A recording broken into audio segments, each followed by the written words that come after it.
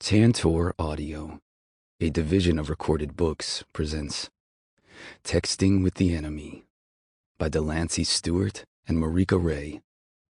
Narrated by Kydd and Madeleine Dauer. Chapter 1. Boston. If cringing was an Olympic sport, I'd be medaling right now. Silver at least. Probably gold. That was what happened whenever Mom decided to forget her woes and responsibilities and the fact that she was nearing 60 and live every day fully. It was also what happened when she had too many tiny plastic glasses of wine. "Your mom is killing it," my friend Chad observed at my side. The DJ was playing Uptown Funk, a song I wasn't sure Mom had ever actually heard before, and she was doing some combination of what looked like the Funky Chicken and a pantomime of being trapped inside a box. My brother Dalton was out in the middle of the grassy lawn with her, encouraging her insanity with his own ridiculous moves. "That's one way to put it," I muttered, swallowing down what was left in my own tiny plastic glass. "She really needs to get back to her table," I said, glancing around at the steadily growing crowd of afternoon food and wine lovers gathering in the grassy park where the annual North Valley wine mixer was in full swing. "She's having fun, man. Let her blow off some steam. She deserves it." Chad threw back his own wine like a shot, and then slipped a flask from his back pocket and refilled with something that clearly wasn't wine. "Hooch?" he offered, holding the flask out to me. I could feel my brows lower as I glared at him. Who brings hooch to a wine event? Who's got two thumbs and loves a good roll in the hay with a random chick I'll never see again? Chad returned. "Right," I said, as Chad slipped his flask back in his pocket and indicated himself with both extended thumbs, managing to keep hold of his cup in the process. For me, this was a work event, and I couldn't really afford to get hopped up on whatever Chad carried around in his flask or lose my mind and my self-respect out on the dance floor with my mother. The crowd was full of customers, and as one of the biggest wine distributors in Northern California, I needed to spend the day schmoozing, not partying. "I need to have a couple meetings," I told Chad, confident my buddy would be fine without me. Chad and I had been best friends since elementary school, which was the only reason I put up with a lot of his more douchey behavior now. In high school, he'd morphed from awkward skinny kid to all-American blonde football god and gotten a little big-headed with all the sudden attention from the ladies. In the meantime, I'd stayed just about the same, but then I'd never had a tough time with girls. My singlehood was a choice, not a problem. And work didn't leave time for dating anyway. I wove between the bodies moving around the grassy makeshift dance floor to where my mother and Dalton continued embarrassing the family, now doing some kind of one-on-one limbo competition, even though the music playing was a country ballad. "Hey," I said, taking Mom gently by the arm. "Let's go grab something to eat, and then we can spend a little time letting some people taste your wine." As I talked, I steered her off the dance floor and toward a shady table covered with mini charcuterie trays. "Party pooper!" Dalton called from behind us. "Honey, I was just having fun. I'm working too," Mom said, shaking her arm free of my grip. She picked up a little tray and a bottle of water and walked at my side back to the Cunningham winery table, which she'd basically deserted to go dance with my little brother. "Mom, you can't just walk away from the wine," I pointed out, seeing her back to her spot behind the tasting table we'd set up for her fledgling winery. She looked around as if searching for someone. "Well, I didn't. I left your brother here." "You were just dancing with him." "Not that one. Lincoln, where'd he go?" Who knew where Lincoln had gone? The guy was so easily distracted. He was not a safe bet if you needed to rely on someone. Perform some complicated math? Sure, Link was your man. Explain in ridiculous detail how the latest Mars lander worked? You bet. Figure out the exact heritage of some desiccated grapes hanging on the vine? Definitely. I shook my head and helped Mom tidy up the tasting table. Maybe it's time to hire some real help here, she said. I'll need someone in the tasting room anyway. That's true, I agreed, straightening the sign hanging off the edge of the table. Mom was learning to make wine, which was going to take some time. We traded capital and space with a guy named Jacques, who'd arrived from the Rhone Valley looking for a place to make wine. We were the money, he was the talent. I wondered if he regretted the deal now that he'd figured out Mom had no idea how to act as his assistant. Maybe we should try to find some candidates next week. I'll talk to a few people and see if I can find anyone. I think you really need someone who can handle sales too, though, not just the tasting room. But that's what I have you for. Mom smiled broadly at me, and I felt my chest tighten. You do, I agreed. Her face fell without me saying a word. You've got way too much on your plate, Boston. I know that. Hiring someone would be as much a help for you as for me. She wasn't wrong. Since Dad had died suddenly last year, I'd been running the family business and helping Mom launch her fledgling winery. And it was a lot. I'm okay, Mom, and we'll get you some help. It'll all be fine. I'd been telling myself that all year. If we could get a Cracker Jack salesperson in to handle some of Mom's needs, maybe even help out at West Wine Distributors, then maybe I could take a day off. Go have some fun, Boston, Mom said, putting on her I'm a professional expression. I've got this covered. I won't leave the table again. I turned and looked around the scene. It was a perfect day. The sun shone, the grass glistened at our feet, and a cool breeze was trundling in intermittent wisps over the green hills in the distance, carried off the Pacific by a generous breeze. The event was in full swing, and every boutique winery in Solano Valley had a table set up. My job was to taste the wines and offer distribution to the very best, taking a cut when I managed to sell their wines into the high-end restaurants around the Bay Area. Sup, bro?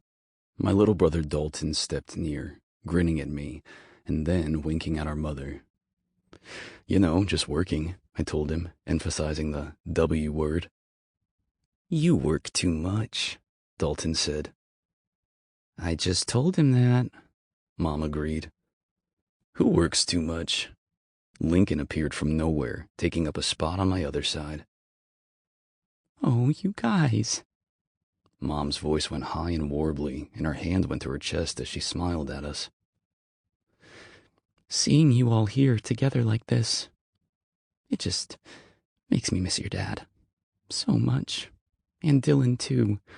I wish they were both here.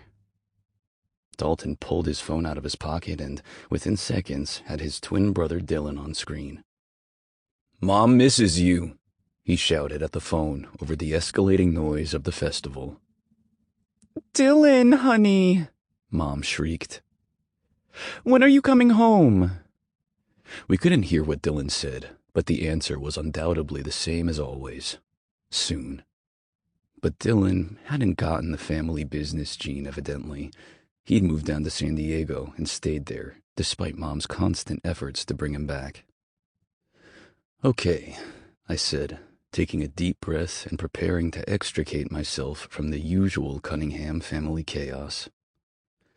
I really do need to get to work. Hey, Lincoln said, dropping a big hand on my shoulder. Who's Chad with? Doesn't that girl work for us? I followed Lincoln's gaze across the crowd to the dance floor, catching sight of Chad twirling someone around the space, wearing his trademark girl-getting grin. It was hard to get a good look at the girl's face since Chad kept turning her around, but I could see that she had a fantastic body, curves for miles. As they finally stopped spinning, her arms reached up to his shoulders, no doubt to stop herself toppling over from dizziness, and my heart leapt into my mouth as I figured out who it was. Elle. She definitely did work for us. Her full name was Isabel, and she worked in accounting at West Wine. She was an excellent accountant, and she was hot in a carefree and spontaneous way that drew me to her for no explicable reason. I was organized and polished. You had to be in sales. And yet there was something about Elle that had me running totally unnecessary trips into the accounting office, dropping off empty folders and delivering pointless messages just so I had an excuse to walk by her desk. Her always messy, totally haphazard and scattered desk. She does work for us, I confirmed. I'd stepped away from Mom's table, moving nearer to where Chad had Elle in his arms, and I was marveling at the strange, uncomfortable feeling rolling around inside me as I watched them together. Elle was smiling that wide, happy smile that I'd seen many times before, the one that made me feel like maybe she knew something about the world I hadn't figured out yet. "She's about to get Chadwicked," Lincoln observed. My stomach turned over at the thought, and I regretted that last tiny glass of Chenin Blanc. I didn't like thinking of her with Chad. He was too slick for her, too much of a player. Elle was a nice girl. Kind of a crazy mess, but a nice girl. I knew she didn't think I was very nice at all, unfortunately. "Could you just help, Mom?" I asked him, turning away from him and the dance floor as unwanted memories of my most recent interaction with Elle flew to the front of my mind. She'd interviewed for a sales position, and since I was the director of sales now that Dad was gone, I'd been the one she had to talk to. I didn't understand why she'd want to be in sales in the first place. She was genuine and sweet, the kind of person who lived her life right out in the open, messy bits and all. To be a good salesperson, you had to be buttoned up, pulled together, and you had to keep whatever insanity was boiling over inside you covered up, tucked away. Sales was about appearances. So when I had tried to explain to Elle why I didn't think she'd be a good fit in sales, I'd managed to insult her multiple times in the process, which was not what I'd hoped to do.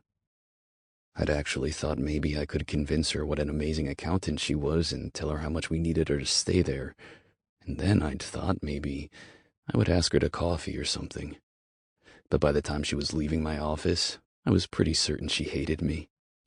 No, beautiful, carefree El Watson and I would not be having coffee together. Not now. Not ever. Chapter 2. Isabel. "I should kill you for making me wear this bra," I muttered, trying to wiggle and tug just right to get the girls to settle into the strapless bra that was currently trying to stab me in the ribs. Bras without the harness straps were for girls with a C cup or less. That was like a golden rule or something. "You've got the goods. You need to show them off. You'll thank me when Mr. Forever notices you today," Ashley said as she stood patiently by the back bumper of her car, waiting for me to get my outfit to cooperate. The snort I gave her was not feminine. "You mean when he falls eyeballs first into my cleavage and forgets my name? No thanks." "You're always saying those guys you date don't take you as a real prospect. Show them you're more than just a female friend they can rely on for really tasty chocolate chip cookies." "Or for doing their tax returns for free every year," I grumbled, reaching back into the car for my crossbody bag. It cut across my boobs and made them look like well-shaped missiles in this bra.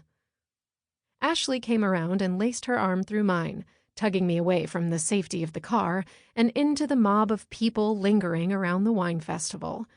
I figured I should probably be attending simply to support the company I worked for as an accountant, but Ashley had visions of me finding a suitable boyfriend amongst the posh wine-drinking set. According to her, it was either this or sign up for online dating if I wanted to be married and spitting out children by the time I turned 30. I thought that as my best friend, she was just supposed to listen while I complained about a lack of suitable dates, not actually do anything about it. Ashley thought differently. "Listen, you're the full package, the body and the brains. Let's find you a man who appreciates that kind of double threat." Ashley pointed to a guy standing at a bar set up off to the side of the dance floor that was currently hopping with gyrating bodies. My bra trembled in fear. How about that one? I wanted to play along. I really did. But a thorough once-over told me he wouldn't do. Ash, he's got Sperry's with no socks and he nares his legs. Absolutely not. Ashley guffawed. He manscapes. Is that a crime? At least you know he won't go dad bod before he's actually a dad. You might get a few good years out of him. She kept walking toward the thick of the dance floor, but I managed to steer her away from the guy who'd make me feel bad for not shaving my legs daily in winter. A girl couldn't marry a guy who had higher personal maintenance standards than she did. How about we get some liquid courage first? I asked. Goodness gracious, my armpits were getting swampy just envisioning sidling up to a guy and asking him to dance. Ashley started skipping in happiness as she tugged me with her. I can agree on that. I glanced around at the many tables and tents set up in multicolor rows surrounding the dance floor. Sadly, though I worked for a wine distribution company, I knew very little about the actual nuances of wine. I was an accountant. I just needed to be able to add properly. Oh, how about that one? The little piggy is so cute. Ashley snorted enthusiastically, and I took it as a yes. As we approached the winery with the cute pig logo, an older woman with a broad, happy smile stood up from her chair behind the table. Happy afternoon, ladies. Welcome to the Cunningham, where the wine tastes good and is also a lot of fun. The woman stuck her hand out, and we both shook it. I might need to work on that elevator pitch. I liked this woman already. I'm Isabel, and this is my bestie, Ashley. I formally introduced us as Ashley perused the wine offerings on the table. And I'm Pam. Are you a wine lover? I blushed. Can I be honest, Pam? I wouldn't have it any other way, she said with a wink. I work in the industry, but I don't really know much about the wines. I know what I like, but I couldn't tell a Chardonnay from a Viognier. Her laugh was the kind that made you immediately want to smile, too. Well, at least you can pronounce it correctly, so you're halfway there. She stepped down the table, and I followed. How about we start with a white wine? You tell me what you smell. Pam handed me a glass, and I gave it a swirl before putting it to my nose. I smelled grapes. Damn, I really did suck at this. Lemon? Maybe a hint of vanilla? Pam clapped her hands and beamed at me. You've got the nose for this, Isabel. This smells like dirt, Ashley said from beside me, her nose in a glass full of deep red wine. My elbow found her ribs, but Pam interjected. Exactly. That's a full-bodied Merlot you have there, though we winos like to call that scent earthy, not dirty. She snickered before instructing us both to take a sip and swirl it around our mouths before swallowing. It's so smooth I'd almost describe it as creamy. Maybe I should get my boss a bottle. He could use some smoothing out. I felt chatty with my new friend Pam. He's kind of an ass. I'm not sure even your fabulous Chardonnay could help him. You got it again! I wanted a super buttery Chardonnay, and you just picked it out. You're good at this. Pam snapped her fingers. Hey, any chance you're looking to leave that jerk of a boss? I sputtered. Well, I mean, sure. I was actually looking to get into sales, but I'm afraid I don't have much experience. Pam leaned over the table with a gleam in her eyes. Can I be honest with you? I grinned, echoing back her own words. Wouldn't have it any other way. I don't have any experience either, but that didn't stop me from opening up my own winery, she whispered loudly. Then she straightened up, all business. Why don't you call me and come in for an interview? I need a woman in the tasting room, and you seem perfect. She reached over the table and grabbed a card from the stack, handing it to me. There was her logo, front and center, a huge pig face that just felt right, like it was serendipity we'd run into each other here today. Thank you, Pam. I'll take you up on that. Ashley grabbed my arm. I hate to break this up, but besides finding her a job, we need to find her a man. Pam threw her head back and laughed while my cheeks went bright red. Ash, I hissed. You know, if you're in the market, Pam began, but Ashley was already tugging me away from the table. I shoved the business card in my tiny purse, trying not to stumble in my wedges as she pulled us into the massive bodies closer to the dance floor. That was so rude. She might offer me a job. That's wonderful, but we came here for a man. You don't have one of those already, so that's what we need to focus on. Ashley scanned the crowd. You don't have one either, but you don't see me trying to set you up, I pouted. Hey, you're the one who's been complaining about being single, not me. Ashley's gaze snagged on something behind me. Or should I say, someone. Hey, champ, come dance with my friend. Ashley grabbed a tall, blonde-haired guy by the bicep. He didn't seem perturbed by a random girl grabbing him. He smiled at me, right before his gaze slid down to my chest. Sigh. Well, he didn't have boat shoes. And he had actual hair on his legs. Not too much, not too little. Okay, this could work. It's actually Chad, he yelled back over the loud music with a wink. One for Ashley and one for me. Impressive. All that blinking would have had me dizzy if I tried it. Ashley's nose twitched, and I had to bite my lip to keep from laughing. It was an inside joke. Any time I went on a bad date and came home to tell her the story, we labeled the guy as a Chad. And now she was setting me up with an actual Chad. What could possibly go wrong? Yeah, okay, let's just go with Champ.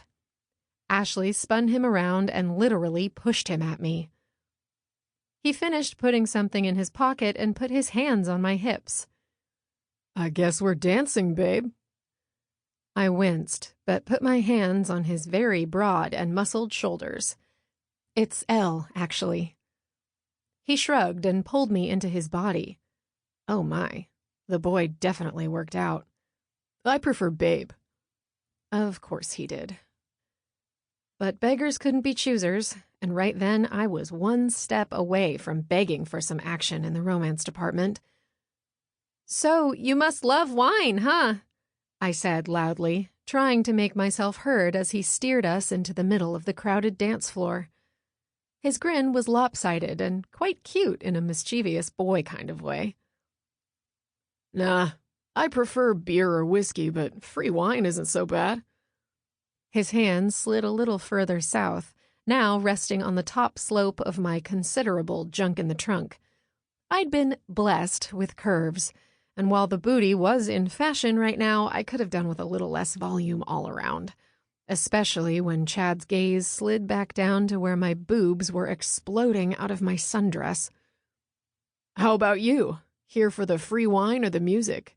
He asked my chest. Honestly, thinking of Pam, I let it fly. I'm here for the guys. His gaze flew to my face, and his eyes did some weird, smoldery thing that reminded me of Aladdin. Probably worked on a lot of girls, but it was making me want to quote Disney movies. And this, ladies and gentlemen, is why I was currently single. The flirt gene had passed me by. Oh, really? Chad said, right as he held me so tight I wasn't sure if breathing would be an option. He twirled me around, and then his face was in my neck. Oh. I wasn't sure if that shiver was because whatever he was doing felt good, or if it was because I was insanely ticklish.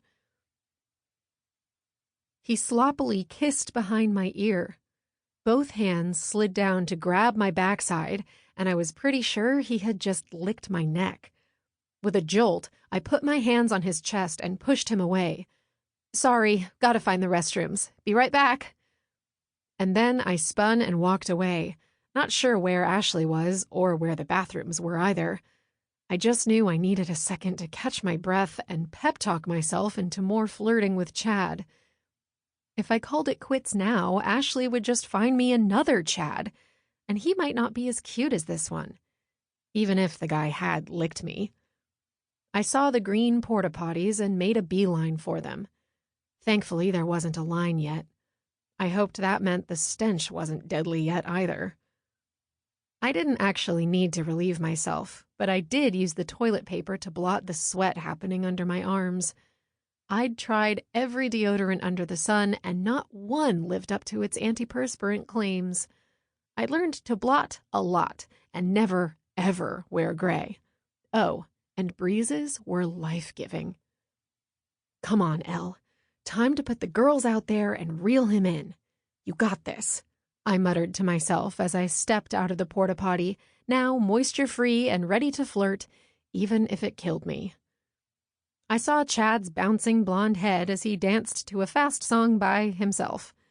He looked a little crazy, but I had to hand it to him for having the confidence to be out there on the dance floor without a partner. Pushing between couples, I made my way over. Right before I got to him, Ashley caught my attention, dancing with a guy I'd never seen before. She mimed writing something down and then putting a phone to her ear. Oh man, she wanted me to get his number, and I knew she'd dog me until I did. The moisture was back. Hey! I waited for the timing to be just right and touched Chad's arm when it wasn't flailing through the air. Oh, hey, babe, he said with a smile aimed at my face, then my boobs, then my face. Oh, nope, back to the boobs. You're back. I nodded. Yep, I'm back. Hey, so I was wondering if I could get your phone number? I mean, I wasn't sure I wanted it, but it would get Ashley off my back, so I'd go along with this sham. He licked his lips. For sure. Got your phone in that bag of yours? He gestured to the tiny purse strapped across my chest, reminding me it was there. I fumbled with the zipper, trying to get my phone out. Come on, fingers, cooperate. Ready. He gave it to me, and I typed it in under Chad the Neck Licker. Awesome. I'll text you later, but I've got to go. He bobbed his head. Okay, yeah, cool. For some reason, I felt like we both knew in that moment that I wouldn't be texting him. I walked away, dodging the other dancers and wiggling my phone in the air to Ashley so she knew I got his number. Phew, now the pressure was off. I could enjoy my afternoon without feeling like a failure in the man department. I was no closer to that white picket fence and 2.5 children, but at least I might have found a new job. Wandering through the first row of tents, I had a gut-wrenching memory of the oldest Cunningham brother informing me that I lacked a general sense of professionalism when I'd interviewed for a sales position at West Wines a few months back. That had hands down been the most humiliating moment of my life. He'd sat there in his designer suit with his perfect hair and Rolex watch that cost more than my beater of a car and told me I needed more polish. Sure, I'd been sweating like a pig just to get up the nerve to interview for the position, but I didn't need him to be so specific with his criticism.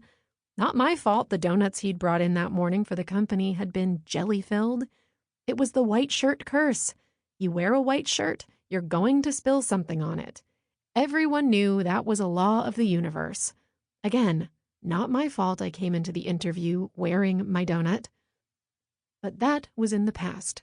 Today, the sun was shining, the music was perfect, and I had a sweet lady willing to consider giving me my dream job, assuming it paid well.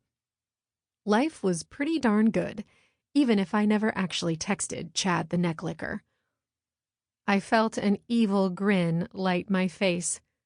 Daydreaming about telling my boss to shove his professionalism where the sun didn't shine brightened up my day considerably. Chapter 3. Boston. The rest of the wine festival went well, at least from a sales perspective. I introduced myself and West Wines to a few wineries I hadn't spoken to before, making connections that would hopefully help us grow. Dad had made us one of the biggest distributors in this part of the state, but there was always competition. And now that West Wines was going to essentially support the launch of Mom's winery, well, I didn't want to tell her this, but... Sample complete. Ready to continue?